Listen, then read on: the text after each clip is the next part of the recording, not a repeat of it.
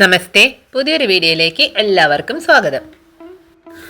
ഇത് പണ്ടത്തെ കൃഷ്ണവിഗ്രഹ, ഒരുപാട് കൊല്ലം മുന്നത്തെ കൃഷ്ണവിഗ്രഹമാണ്. അപ്പോൾ ഇതാകെ പെയിൻ്റൊക്കെ പോയി.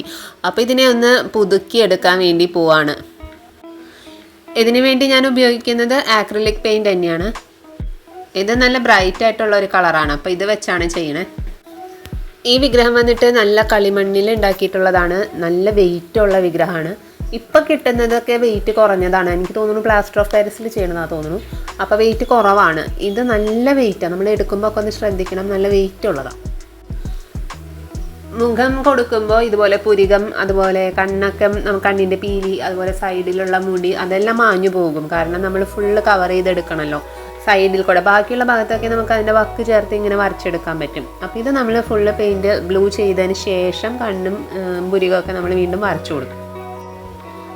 ഇതുപോലെ പെയിൻ്റൊക്കെ പോയി ആകെ ഇങ്ങനെ കേട് വന്ന കാരണം നമ്മളിത് പൂജാമുറിയിലൊന്നും വെച്ചിട്ടുണ്ടായിരുന്നില്ല, മാറ്റി വെച്ചിരിക്കുകയായിരുന്നു. അപ്പോൾ കുറേ നാളായി ഞാൻ വിചാരിക്കുന്നു ഇതൊന്ന് പെയിൻറ്റ് ചെയ്ത് ശരിയാക്കി എടുക്കണം എന്ന്. ഇതിന് വേണ്ടി വരുന്നത് ബ്ലൂ, അതുപോലെ റെഡ്, മെറൂൺ, വൈറ്റ്, യെല്ലോ, പിന്നെ ഗോൾഡൻ കളറുമാണ് മെയിനായിട്ട് വേണ്ടത്. ഗ്രീനും ആവശ്യമുണ്ട്. പെയിൻ്റ് അടിച്ച് നല്ലപോലെ ഉണങ്ങിയതിന് ശേഷമാണ് ഞാൻ പുരികൊക്കെ വരച്ച് രണ്ടാമത് വരയ്ക്കുന്നത്. അതുപോലെ കയ്യിലും എല്ലാം നമ്മൾ ഓരോ ഭാഗം പെയിൻറ് ചെയ്ത് കഴിയുമ്പോൾ അതൊന്ന് ഉണങ്ങിയതിന് ശേഷം പിന്നത്തെ ചെയ്താൽ മതി. അതാവും കുറച്ചും കൂടി നല്ലത്. കാലിൻ്റെ നഖമൊക്കെ റെഡ് കളറാണ് വേണ്ടത്. അപ്പോൾ ആദ്യം തന്നെ വൈറ്റ് കൊണ്ട് നഖം വരച്ചതിന് ശേഷം അത് ഉണങ്ങിയിട്ട് അതിൻ്റെ മുകളിലാണ് ഞാൻ റെഡ് കൊടുക്കുന്നത്. ഗോൾഡൻ കളർ 2-3 കോട്ടൊക്കെ അടിക്കേണ്ടി വരും കേട്ടോ.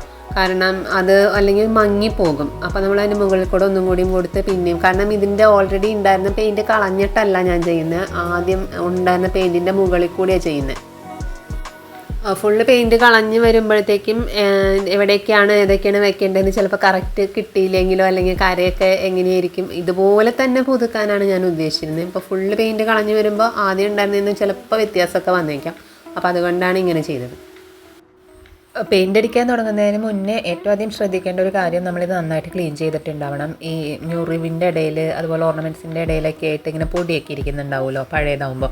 അപ്പോൾ അതെല്ലാം നല്ലപോലെ ക്ലീൻ ചെയ്തതിന് ശേഷം വേണം ഇത് പെയിൻറ്റിങ് സ്റ്റാർട്ട് ചെയ്യാൻ. എന്തിനാ പഴയൊരു വിഗ്രഹം പെയിൻറ്റ് ചെയ്തെടുക്കണേ, പുതിയതൊരെണ്ണം വാങ്ങിയാൽ പോരെയെന്ന് തോന്നും. ഇപ്പോൾ കിട്ടുന്ന കൃഷ്ണന്മാരെക്കാളും എനിക്കിഷ്ടമായത് ഈ വിഗ്രഹമാണ് കേട്ടോ. ഇപ്പം മുഖഛായൊക്കെ വ്യത്യാസമുണ്ട്, ഡിസൈനും അതുപോലെ എല്ലാം മൊത്തത്തിൽ വ്യത്യാസമുണ്ട്, വെയിറ്റ് വ്യത്യാസമുണ്ട്. അപ്പോൾ എനിക്ക് ഈ പഴയ വിഗ്രഹമാണ് എനിക്ക് കുറച്ചും കൂടി കൂടുതൽ ഇഷ്ടം. പുതിയ കൃഷ്ണൻ, വേറെ കൃഷ്ണന്മാരുണ്ട് പൂജാമുറിയിൽ, പക്ഷേ എന്നാലും എനിക്ക് ഈ വിഗ്രഹത്തിനോട് കുറച്ചും കൂടി ഇഷ്ടം കൂടുതലാണ്.